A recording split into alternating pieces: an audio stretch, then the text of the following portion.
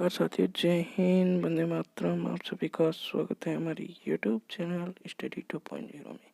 आज की इस वीडियो में आज हम देखने वाले हैं राजस्थान यूनिवर्सिटी की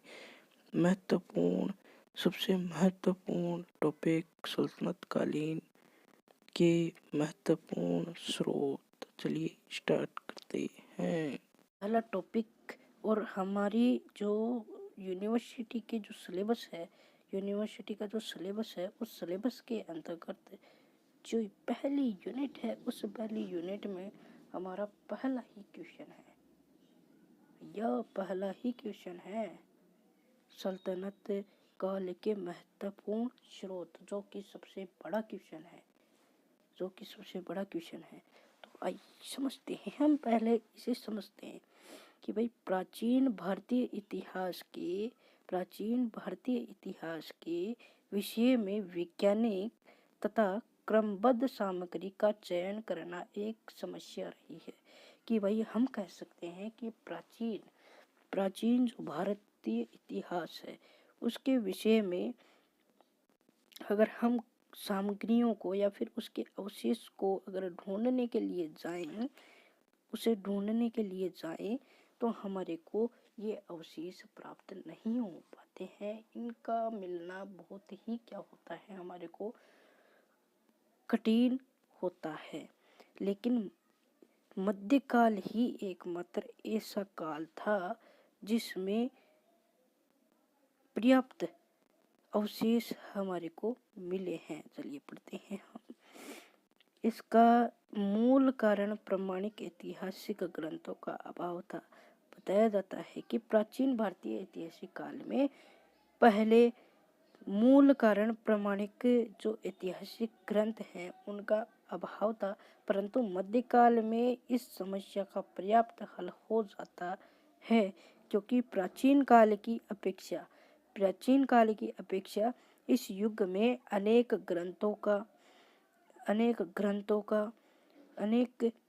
रचनाओं का भी क्या हुआ है, इसमें रचना हुई है। मध्यकाल जो कि 1200 से 1700 के इतिहास को जानने के प्रमुख जो स्रोत हैं, उन स्रोतों में सबसे ज़्यादा मुस्लिम इतिहासकारों के ऐतिहासिक अभिलेख, यात्रा विवरण, सुल्तानों तथा बादशाहों के आत्मकथाएं आदि प्रमुख हैं। इनके अतिरिक्त अगर हम देखें तो तत्कालिक सिक्के तथा पुरातात्विक सामग्री के माध्यम से भी मध्यकाल इतिहास की जानकारी क्या होती है, प्राप्त होती है।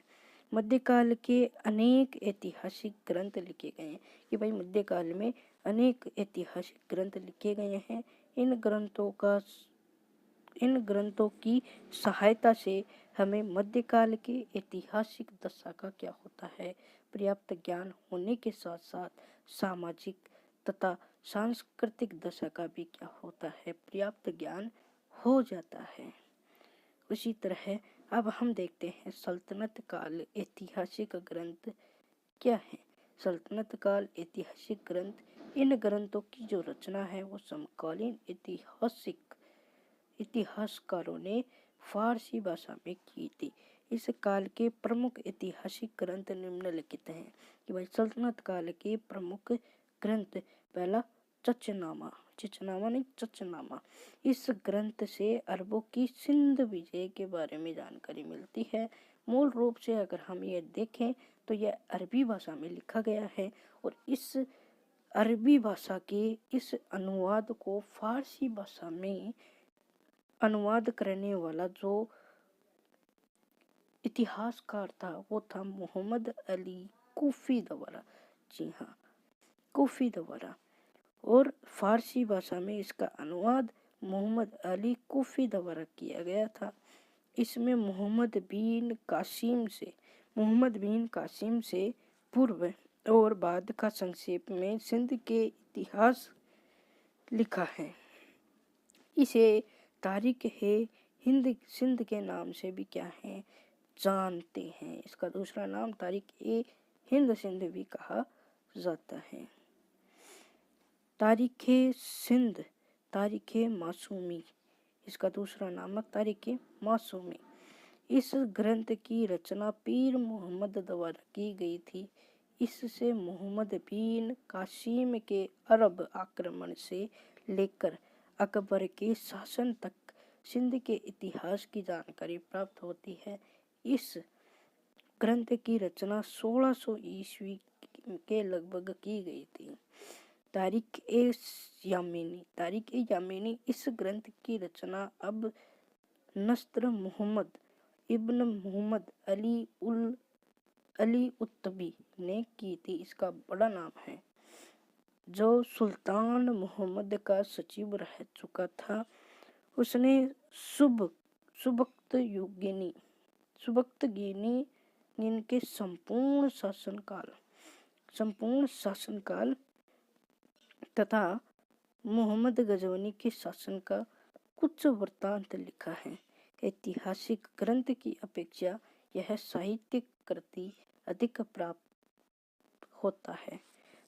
होता है कि कह सकते हैं कि इस ग्रंथ में सबसे ज्यादा ऐतिहासिक ग्रंथ की अपेक्षा साहित्य कृति का अधिक प्रतांत प्राप्त होता है कि साहित्य कृति सबसे ज्यादा लिखी गई है। इसमें विस्तृत विवरण की कमी है कि भाई इसमें विस्तृत जो विवरण है उसकी कमी है।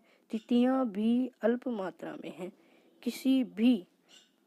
किसी भी मोहम्मद के प्रारंभिक जीवन व घटनाओं के बारे में इससे काफी जानकारी प्राप्त होती है। तारिक मसूदी इसकी रचना अबुल हसन मोहम्मद बिन हुसैन अल बहरी ने की थी। इसका भी बड़ा नाम है। ये जो मुस्लिम जो शासक होते हैं ना, उन मुस्लिम शासकों का नाम बहुत बड़ा होता है। ये जो इतिहासकार हैं उनका नाम बहुत बड़ा होता है। इसकी रचना मोहम्मद अबुल हसन मोहम्मद बिन हुसैन अल बहरी ने की थी। इसमें मोहम्मद गजनवी तथा मसूह का इतिहास क्या है लिखा है। समकालीन दरबारियों ने कुछ चक्र के बारे में इस ग्रंथ से अच्छी जानकारी प्राप्त होती है। तारीखे उल हिंद इस ग्रंथ की रचना अबू रिहाना मोहम्मद बिन अल-बरूनी ने की थी, जो अरबी और फारसी का विद्वान होने के साथ साथ गणितज्ञ, चिकित्सक और हेतु विद्या दो और धर्मशास्त्रों का ज्ञाता था। यह ग्रंथ मूल रूप से अरबी में है। बाद में इसका फारसी भाषा में क्या किया गया, अनुवाद भी हुआ है। इस ग्रंथ से महत्वपूर्ण महमूद गजनवी के आक्रमण से पूर्व भारत की स्थिति के बारे में काफी जानकारी प्राप्त होती है। अल-बरूनी की जो मृत्यु है वो 1038 से 39 ईस्वी में हुई। अपना लास्ट है ताज उल मासीर इसकी जो रचना है सदर उद्दीन हसन निजामी ने की थी। इस ग्रंथ से 1229 तक के बारे में जानकारी प्राप्त होती है। इससे मोहम्मद गोरी के आक्रमण के अलावा भारत की स्थिति, ऐबक के कार्यों तथा इल्तुतमिश के शासन के आरंभिक वर्षों की जानकारी प्राप्त होती है। अजमेर नगर की समृद्धि तथा तत्कालीन राजनीतिक स्थिति के बारे में भी इससे अच्छी जानकारी प्राप्त होती है। इस ग्रंथ का महत्व इसलिए भी है कि इसी के काल में भारत में इस्लामी सत्ता की क्या हुई थी, स्थापना हुई थी। बाकी को तो आप सभी को पता है कि अपना टॉपिक पूरा क्या हो चुका है, कंप्लीट। तो वीडियो को लाइक करते जाओ, चैनल को सब्सक्राइब करते जाओ, ठीक है। Like and subscribe.